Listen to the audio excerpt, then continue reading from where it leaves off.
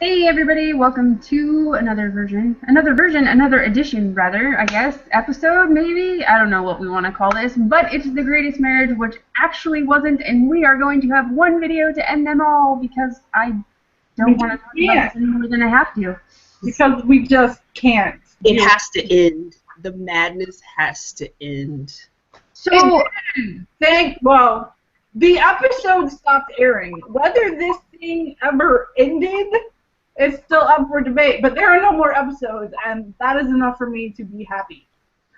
I do want to say two things, and you're both going to throw stuff at me, but here's the thing. For 5 seconds, I liked Uncha. 5 seconds. At the very beginning of this episode. Can you see me throwing stuff at you right now? Can you see that? Here's the thing. Somebody had their right mind for 5 seconds, and he tears Taeyun away from him and goes, "You did this to yourself," and walks away. And I'm like, about time! There might have been half a second when I was like, okay, I will cheer for you because you finally got your head on straight, at least long enough to realize and admit that, you just use people and get what you want. But he almost turned into a normal human being. And when he started reporting on all this that was happening on his campaign website or blog or whatever it was, that he was actually telling the truth. And here, this is what happened. For that half a second, I was like, okay, you might actually be a normal, decent person in there somewhere, but we just don't ever see it. It does not excuse all of his past everything. No, one little tiny half a second glimmer of hope for being a normal human does not cover.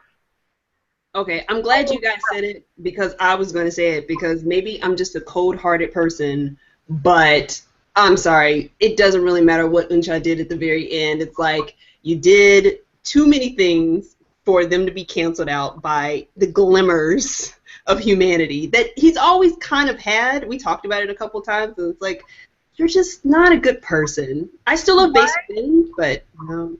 Why does it a small child crying and wetting the bed for crazy evil stepmom to realize, have a come Jesus moment, go, oh God, I miss my mom, and then fix everything? By the way, here's divorce papers. You take your kid. Yeah, what was that all along from her parents in Canada? They're driving a truck, and she has this moment of, oh, my parents, what? They're making an honest living. If it's driving a truck, it's not the end of the world. At least they're employed. They're not dead. They're on the other side of the world, but at least they're getting by, and they're good, so why?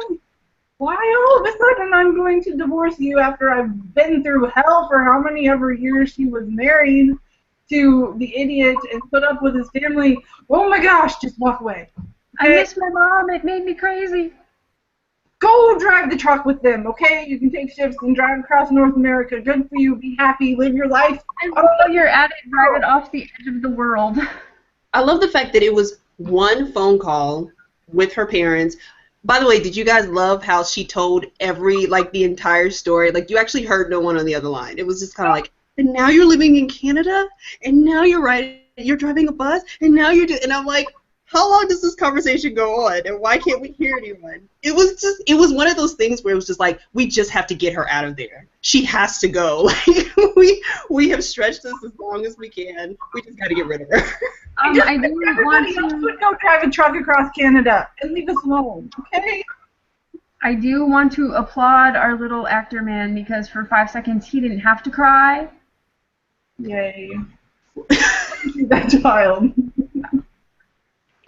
This is all I got. Okay, fine. But the thing is, when he's not crying, he doesn't technically have a job because it seemed like crying was his job. That face. He was not crying. He was cute for 5 seconds. But then he would cry, and all the cute would go away, and you're just like, shut up, child. You know what we need to do? We need to have Lego Lee, yes, the Taiwanese actor, take ugly cry lessons from this kid, because the one I'm watching, Aim High, his character cries quite a bit, and I'm like, you have not mastered this ugly cry, Lego Lee. You need to learn.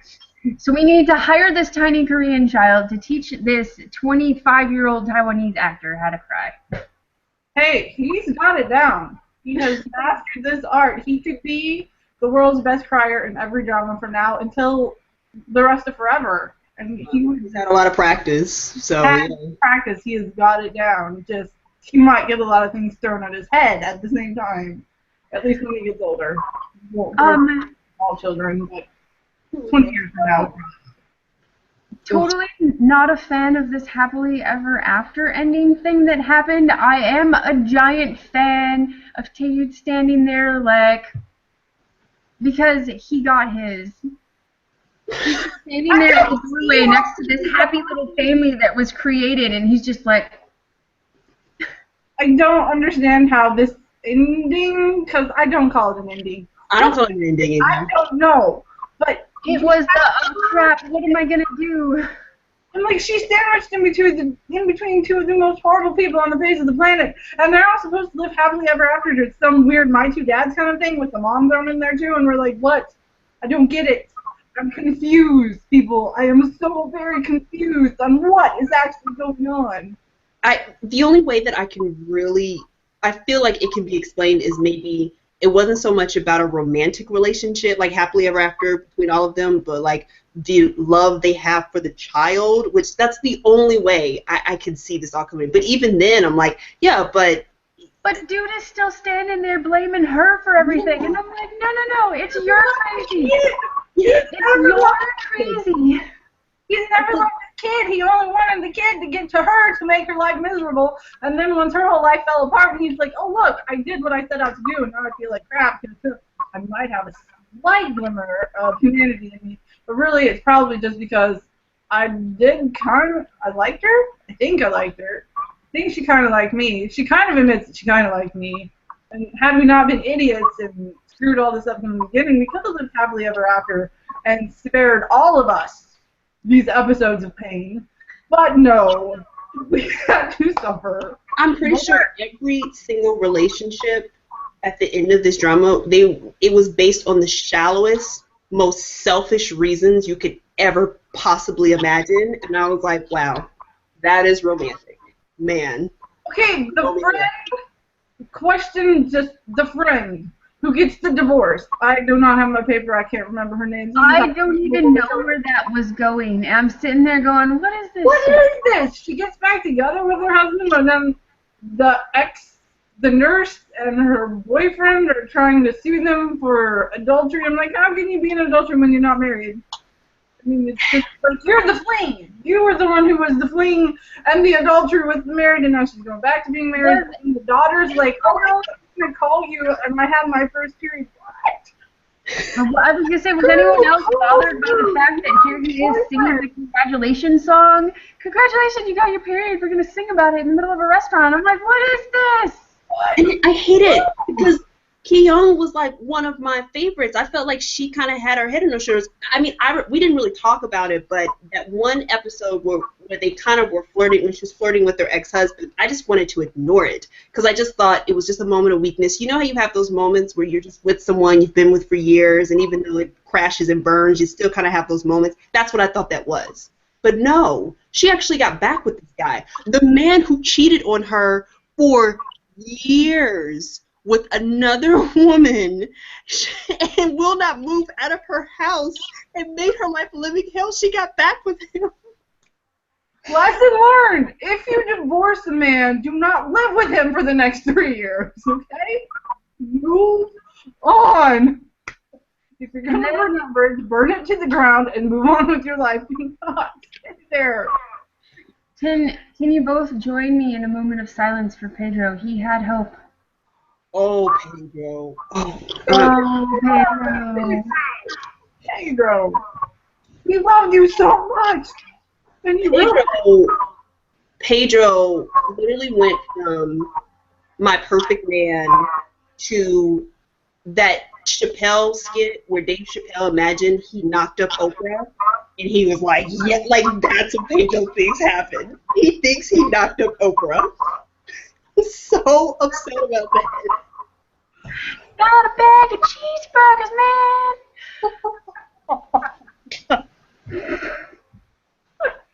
Oh my God! Listen, Every single drama of 2014 needs to have a tomato fight, and that's how this should have ended. Let's take the It's Okay That's Love tomato fight and put it at the end of this. At least I would have had some closure somewhere. There was no closure. It was just, let's just confirm that every character in this whole stupid drama is a bigger idiot than when we started. Yep. No lessons were learned. No lives were changed. Well, except for the poor kid who's going to need therapy for the rest of his life because he was kidnapped by relatives and then tossed back and forth. I'm like, you're not playing football, people. This is a child.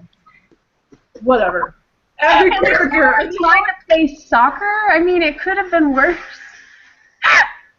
Just like, really, people. This show probably would have been. This probably would have been a good backstory for the child. Like, if you know, it'd be like this show started with him being like 25, 26, and slowly but surely. In a padded room, rocking back and forth, So and you're like, this is what happened. As a normal person. Exactly. Like, he would have to figure out all of this crap that happened and how it affects his life now. Like, that would have been a better show than what we got. Version of Hannibal Lecter. This is how Hannibal Lecter got started. He had to live this poor child's life. And this is what happens. This poor kid is going to grow up and eat people's brains while they're sitting at the dining room table. Because this is how screwed up this poor kid's life is. Oh, God. If I anything, think this needs to stop before I keep crying. I mean, really, I think the message here is don't be like these people. That's the message. If you're going to learn anything from Don't 2014, watch this it's show don't be in the this first drama. place. Just run away. Run away, run away. My New Year's resolution for 2015 is to not be this drama. Right. I can deal with that. I accept that. I agree. Anytime you think your life is bad and things are going wrong and you're like, oh my gosh, how can life get any more screwed up? Just go watch this show for 5 minutes and you will see that the world is full of sunshine and rainbow ponies. And you'll be fine. I kind of wonder if the actors read each script and were like, "Oh shit, I'm screwed. I'm so screwed." Listen, there is not enough of anything in the world. Like, I don't even have a word for this right now. That I can just imagine No Man Woo sitting there going, "Oh crap, I have to cry again." I have to be angry. Single episode he had to do it, and it wasn't just a, oh no, I'm gonna cry about it. It's like, I'm filled with rage, I gotta break stuff, by the way, I'm gonna cry. You cry and break things and cry while I break. Seriously think that's the only way he could make himself cry, is he had to break stuff first. Well, he should He have. had to scream and throw a tantrum. Why couldn't he have done that at home? I His know. dad was the temper tantrum thrower at home. His dad's the one who threw things across the kitchen because his son was cooking. Oh my gosh, his son can feed himself. He needs to die. I still want to know what happened to the gasoline-doused pile of stuff in the middle of the foyer. Oh, it probably is still sitting there. It's probably just hanging out. I just ate a hole through the Because floor. we watched her walk out with the little kid, and there was no pile of stuff there, and I'm like, They can't have that sitting there when company comes over. Okay, when the family comes over and all the legal team is there, they can't have a pile of gasoline doused stuff. They probably put it in the middle of this poor couple's bed and set it on fire because there's nothing else happening in that bed. And so we're just gonna just walk away. we're done. We are done. It's so done. You promise? You promise? Don't Wait. make us watch another Okay, drama. alright, ready? See it? Right there? Okay. No. It's done. It's it official. It's Oh, good. Woo! Listen, Alright, everybody. We enjoyed this torture with you. listen, I liked it, so I don't know. You're like, you give me an excuse to drink wine and rant about stuff. That's all I want in life. That's all I want in life. win. You win with this one. If you need something to watch and drink to, then this is it. So I guess it was good. All right, everybody, if you decided to stick with us through these episodes, I'm sorry we wasted your time, but hopefully we provided some comedy relief because this show sure as hell didn't. You can leave us all of your comments down in that box below. Let us know if there's any dramas you want us to review. You know, we're up for anything. We got movies, we got more dramas on this table, and not only Korean. So we'll see you all next time because we're done. We're done with this. We're not done. Yeah. We're done with this one. Yay! Listen, Roman Woo better have the best drama ever to redeem this. Otherwise, I will never watch another one. Please give that man a drama worth watching. Okay. All right, drama god. Thank you. Bye. Bye.